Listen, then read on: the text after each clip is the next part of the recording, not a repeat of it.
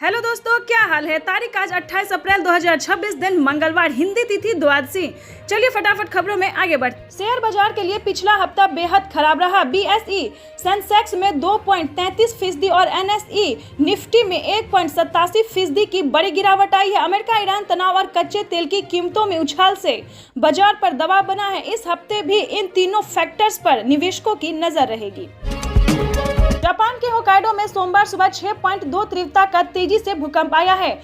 शुरुआत में इसकी तीव्रता 6.1 मापी गई तो सुनामी की चेतावनी भी जारी कर दी गई थी। हालांकि गहराई ज्यादा होने के कारण बाद में चेतावनी वापस ले ली गई। अधिकारियों के मुताबिक अभी तक किसी बड़े नुकसान की कोई खबर नहीं, लेकिन अगले एक हफ्ते तक छोटे छोटे भूकंप आने की चेतावनी दी गई है।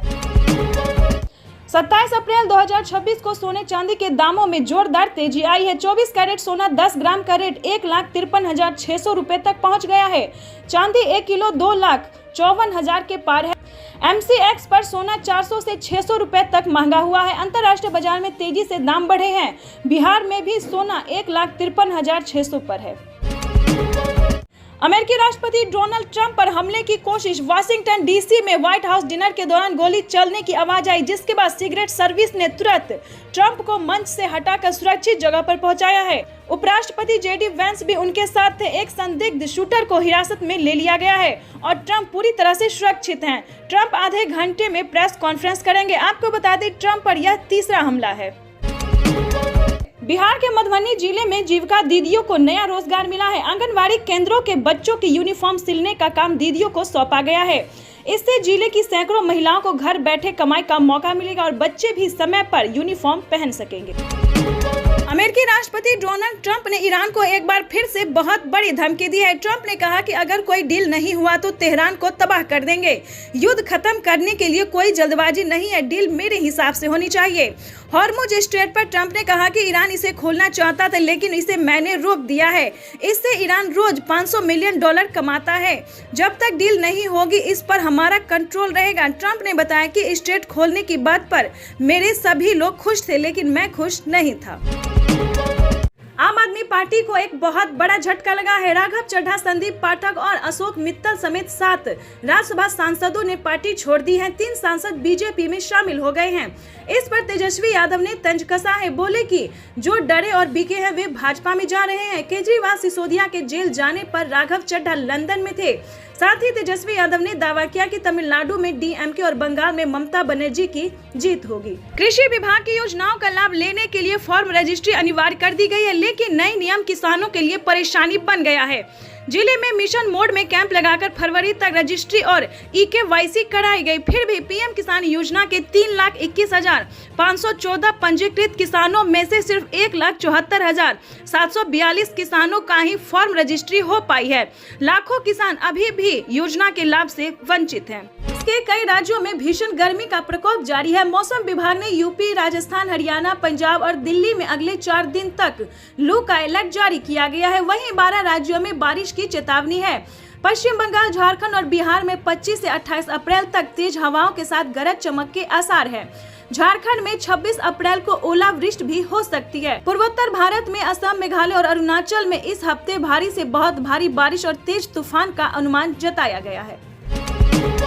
पश्चिम बंगाल और तमिलनाडु विधानसभा चुनाव में गुरुवार को बम्पर वोटिंग हुई। बंगाल की 294 सीटों में से 152 सीटों पर पहले फेज में 92.10% मतदान हुआ। वहीं तमिलनाडु की सभी 234 सीटों पर 84.95% वोटिंग हुई। चुनाव आयोग के आंकड़े शाम 8 बजे तक हैं। इनमें बदलाव भी हो सकते हैं। दोनों राज्यों की आबादी के बाद अब तक सबसे ज्यादा वोटिंग हुई। इससे पहले तमिलनाडु में सबसे ज्यादा मतदान 2011 में 78.29% था, जबकि बंगाल में 2011 में 84.72% मतदान दर्ज किया गया था।